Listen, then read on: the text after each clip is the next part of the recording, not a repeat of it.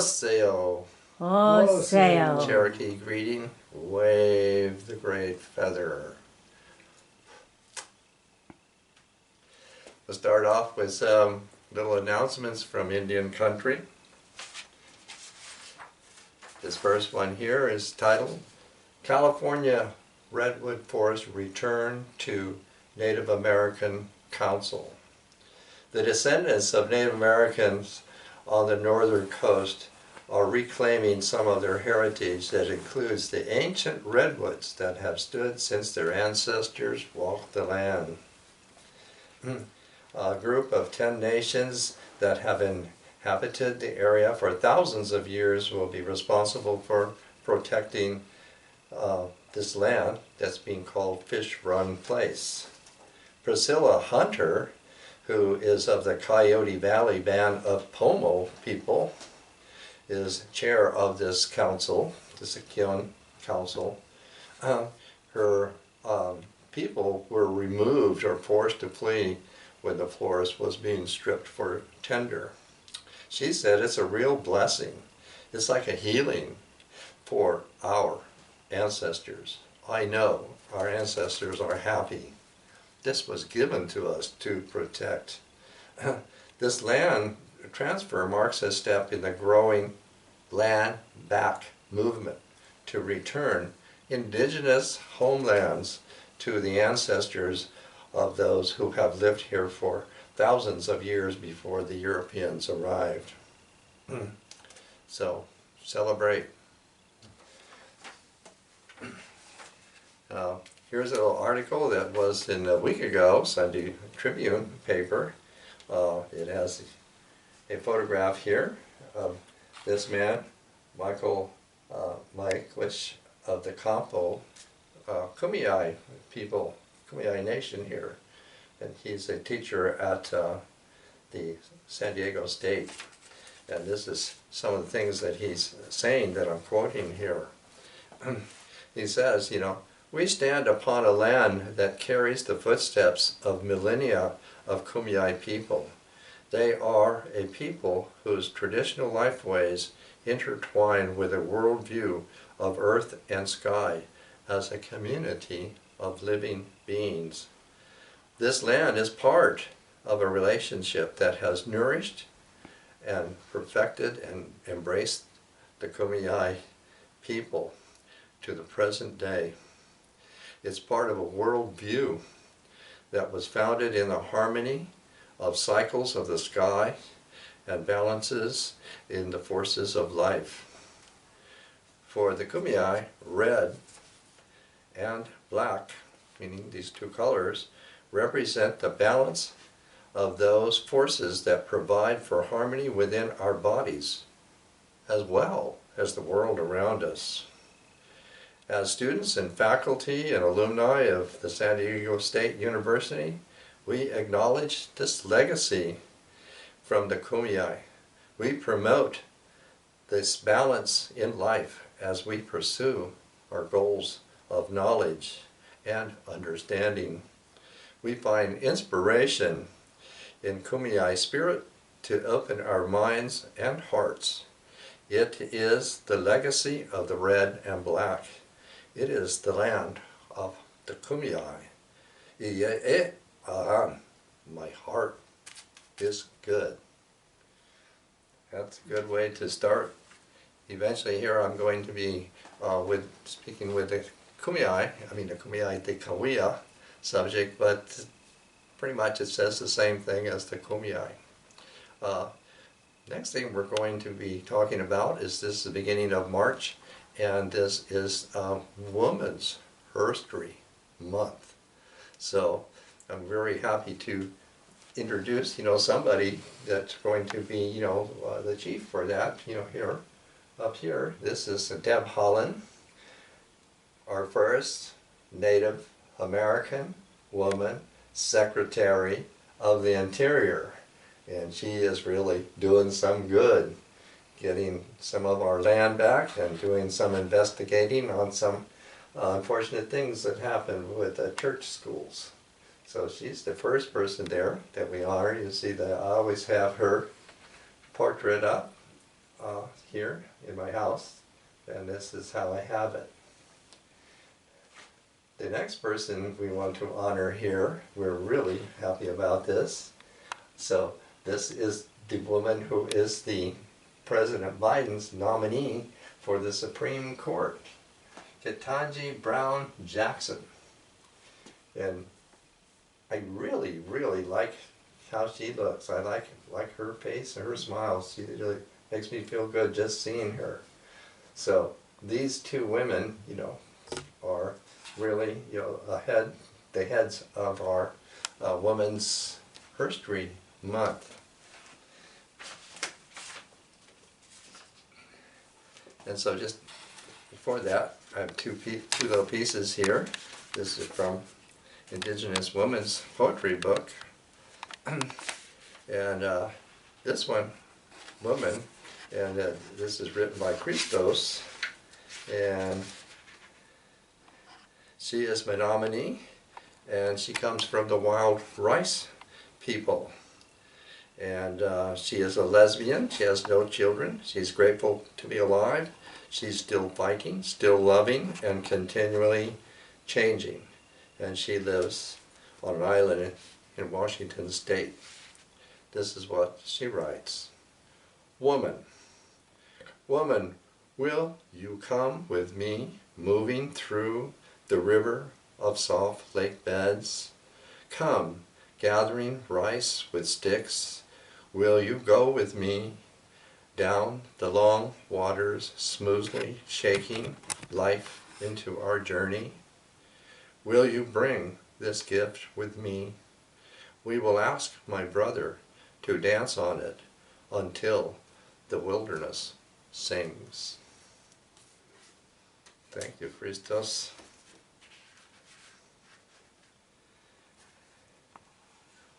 And this one is Margot. If I get her name here. I work all this out beforehand, but then she is Chippewa. Again, Margaret is Libre-Sur, looks French. She says, I've been writing for 3 years, but this is the first time I've shared it with anybody. She said, I work as a research assistant at Pennsylvania State. A song for healing. A touch from my hands brings you strength. Hey, hey, oh, hey. The cries from my heart take away the pain. Hey, oh, hey.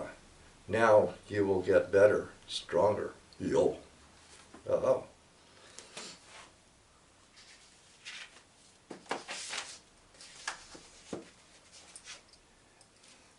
So, now to start our subject, Coyote remembers when that snake was a lizard before it could slither. So, I'm very much, talking about the lizard, and again that this continues in my subject or theme of the Kauai.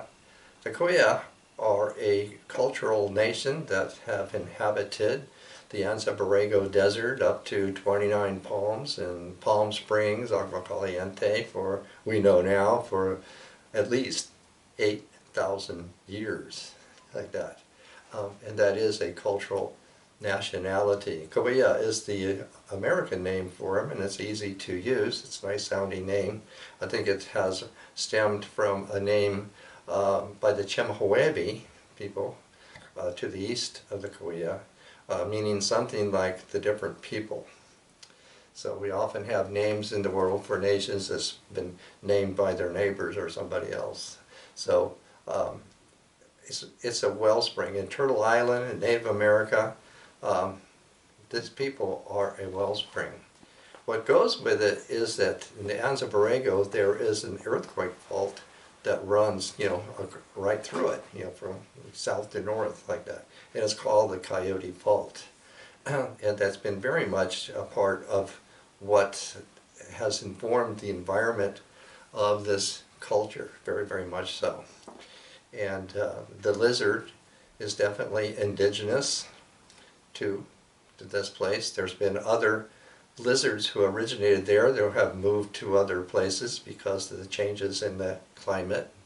But a lot of these lizards, even though they live in other places, first came from the Anza Borrego. All the lizards that are there now have always been there. And by the fossils, we would say 3 million years. The other thing that goes with them are what's called the fan palm. I think it's called Maul in Korea.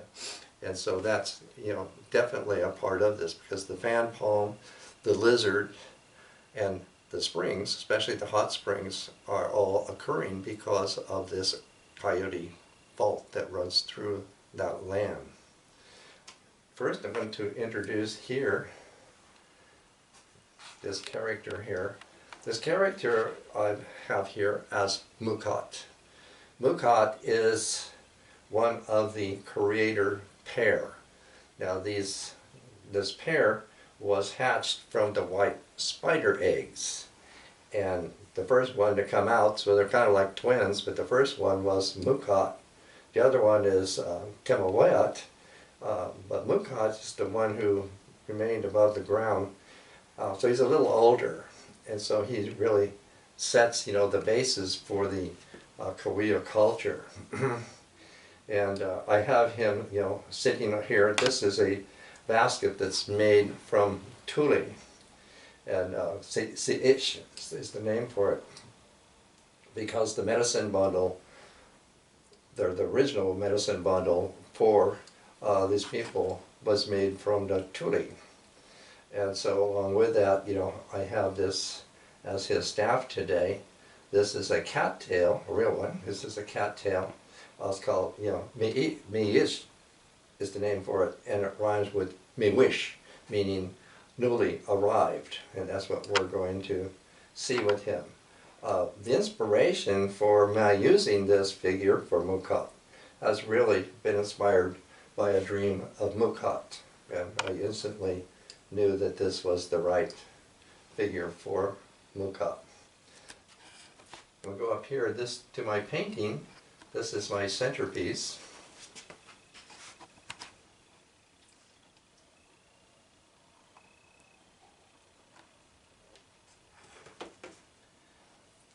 And this is my painting, Mukat Awakens. Now that I've introduced you to who Mukat is, this has to do with his awakening.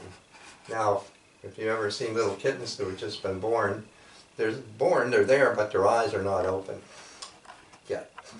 So here in my painting, you see, this is Mukat. His eyes not open yet. But when he opens his eye, he finds he can't see because it's dark. Now, to make a differentiation here up above this is the nighthawk. This is the nighthawk, to say the dark I'm referring to here is not the night. This is different. That's the nighthawk.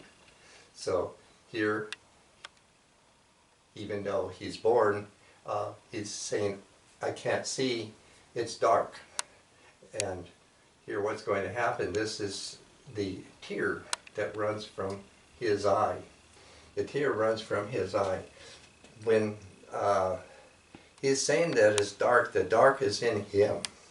So he makes his eye water, and the eye water pools, and out of the pool runs the lizard. You go back down here, you can see him. As the tear runs out of his eye, he becomes the lizard called Mulyak. And Mulyak then rather almost declares, I will swallow that dark. It's very, very specific. It's that dark. It's not the night. So that's the way that this comes about, and with that, then he can say, now I got him clean. I clean what was from the dark up, clean, so he can now see. So that's what becomes the beginning of Mukat as the creator. in a sense of making a symbol for that, if you can come over here and you look at this piece here that I have here, this is a tump line. The tump line, ikene, is like you have a strap over your forehead, and it has ropes that go down and carry something, so that it's carrying the weight, and that this is a symbol or a metaphor for what has happened, that the lizard Muyak has now connected Mukat with the creative supernatural power that is all over the world. And it's with that that Mukat begins to create things. And in the culture, the Goya culture, this becomes a foundation, a basis for the understanding of the relationship to everything in the world. In other words, it's ubiquitous, this power, Iba'a, and that in that he is creating with that. And over time, of course, this power sort of diminished, but it still is, remains in everything in the world like that. And individuals can access it. But anyway, the idea is that this thumb line, this head strap, and the word comes from Iroquois.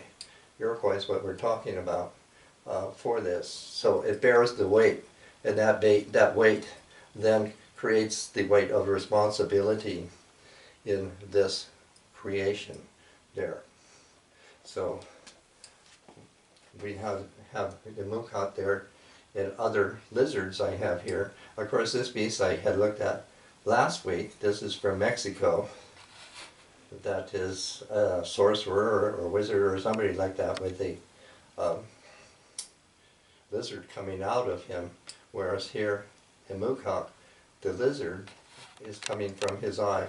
Thereafter, when you see a lizard, it always means he's running from the spring, and the spring is the water of Mukat's eye. So that's how that goes. Up here, I have a really big lizard. I'm not sure who made this, but it's here to represent, the beaded lizard. And the beaded lizard is a Mexican lizard. He was here, but he moved into Mexico and to the tropical areas, and so, they got it de Cuentas is what he's called, like that. And he's also venomous, and he is also a kinship or relationship to the lizard I have here. This is called, the Gila monster lizard, and I'll be doing a piece on that in a minute. Over here, let's take a look at this here and this here. This is to say that this is actually a miniature fan palm. It's, a baby, like a sprout from a young fan palm plant. And I have it here in this Navajo lizard pot, because the name for this is Nin Mai Wood. Nin Mai Wood means this was in the beginning of creation. So the fossils, or whatever we call them out here in Azabarego, know that this is 3 million years old. And here, this lizard is 3 million years old. And over here, I have this lizard. This is the horned lizard, also from here. But what happened is that he eventually, or she, left here and was gone for a while, and then has returned here. If you go over here, here's another one we have here, and one of the notorieties of this horned lizard is that he has what is believed, the vestige of a third eye. So that's, one of his notorieties there. Then I want to go over here to this here. This is it's a yaki mask, but it is from Borrego, and it is of Muyak. So Muyak is here, and below it, probably made in Mexico. Here we have a lizard with the light in it. And usually the cross here, like I had on the pot last week, would mean it's a symbol for the morning star in that way. So what we have here is that the lizard, Muyak, who is the ancestor of the Kawia, so they call themselves the Morowetem. They are the people, first people of Muyak, who is the first lizard.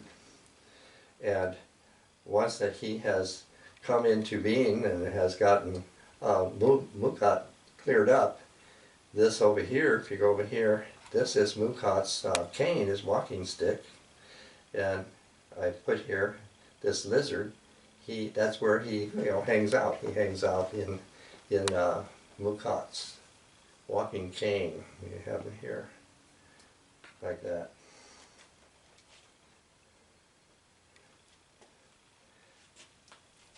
So then we're going to look at, this is my drawing.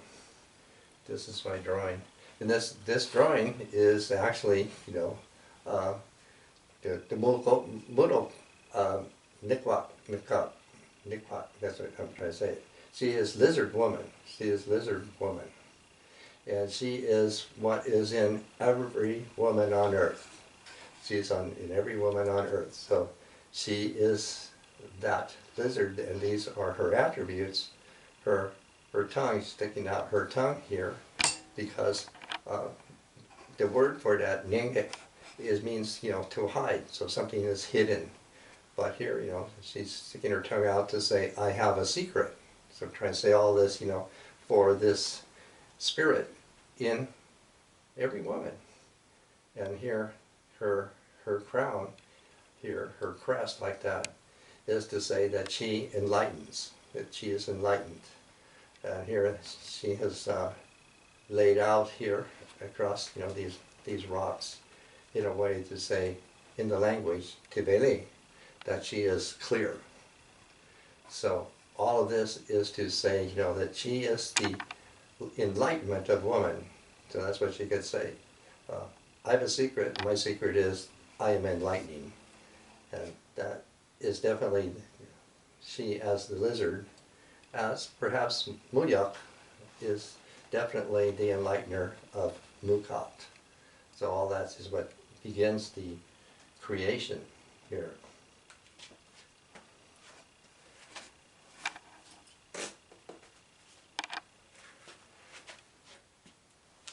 Now we're going to come to this piece here. This is to be of the Gila monster lizard. We can be reminded down here. Again, this is a handstone that I found out there in Borrego Springs. I've colored it, but it actually has the eye of the lizard in it. And here is a very primitive looking lizard, maybe the Chuckwalla, or the ancestor of the Chuckwalla, which is very similar to this that lives out there also. So this, what we're looking at here, this piece that I've made here, and I'm going to read what I have for this. The Gila monster lizard, who symbolizes the healing power of the medicine man, the Danuasigi, the Flint Way, or Life Way, or Navajo, the Bajay Way, is what it's called. Big Fly, and here, this is Big Fly in the Sam painting. Big Fly is the door guard for Gila monster. And he gives instructions for smoke offerings. So here is an old clay smoking pipe, tobacco pipe, to symbolize the offering. So Gila monster accepts this offering and smokes it. Gila monster's healing is to be cut up, scattered, and reassembled. And then he restores everybody in a gathering with a healing ceremony called Rain of Flint. And here's my medicine bag of the flint, and I don't know if you can hear it.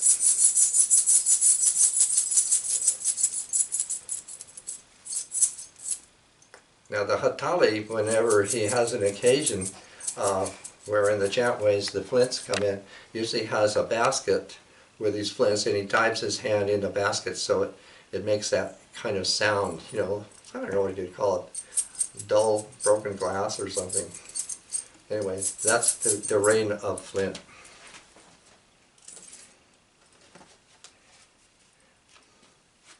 So other things that will appear in this piece, this chantway I'm going to read, these here, these are Navajo, these are the agate people. There are two agates. This is a medicine piece there, and that will appear in this chantway. And this here is Grasshopper Girl. She's also the parthenogenic factor for women. And then these cotton balls here mean offerings. These are all making an offering. And so that's the way I'll go on this one. Now this is very, very significant for me. I've really, was really given to me when I really needed it. And so this is the chantway, but it was also me. It's called Restore. Nuot Nedi. I cut myself up into little pieces and cast them out upon the dark waters. My blood is gathered by the Ani Awi, the ant people. The spider people restring my nerves. The sun restores my eyes, and little wind my ears. The moon reshapes my body, and my long hair by the darkness people. Dawn boy and dawn girl give me my face. My mind is lighted by maternal grandfather and pollen boy, and my traveling means by grasshopper girl. And now, as I am reassembled, holy wind restores my breath. The sun shines on me to restore winking, and the two agate people step over me, and I am revived. This is the wisdom thoughts of the woolly-headed medicine man, Coyote. Oh.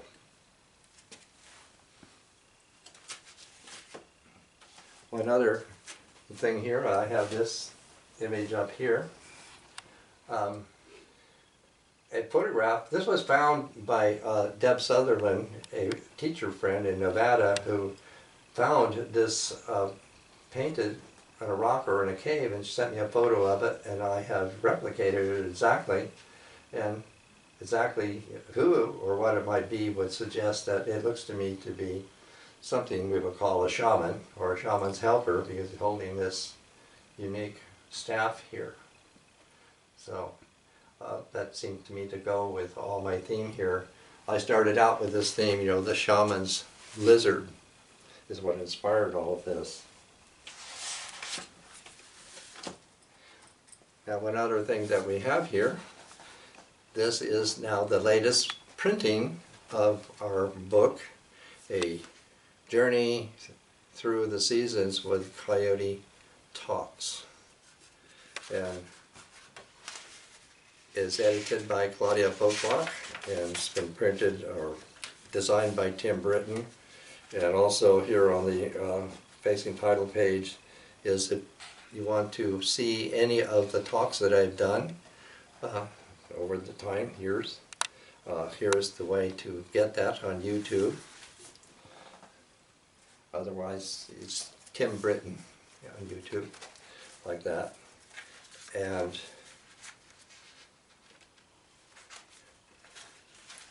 inside are photographs of starting with some of my displays, like the one you're looking at here. And then they are often featured with poems, most of them Mary Oliver. And so, since it started just a year ago, Women's Herstory Month. That's the first page. And then here's the poem by Mary Oliver that I read exactly a year ago. Morning in a new land. In trees still dripping night, some nameless birds woke, shook out their arrowy wings, and sang, slowly like finches sifting through a dream. The pink sun fell like glass into the fields. Two chestnuts and a dapple gray, their shoulders wet with light, their dark hair streaming, climbed the hill. The last mist fell away. Under the trees, beyond time's brittle drift, I stood like Adam in his lonely garden on that first morning, shaken out of sleep, rubbing his eyes, listening, parting the leaves like some tissue on some vast, incredible gift.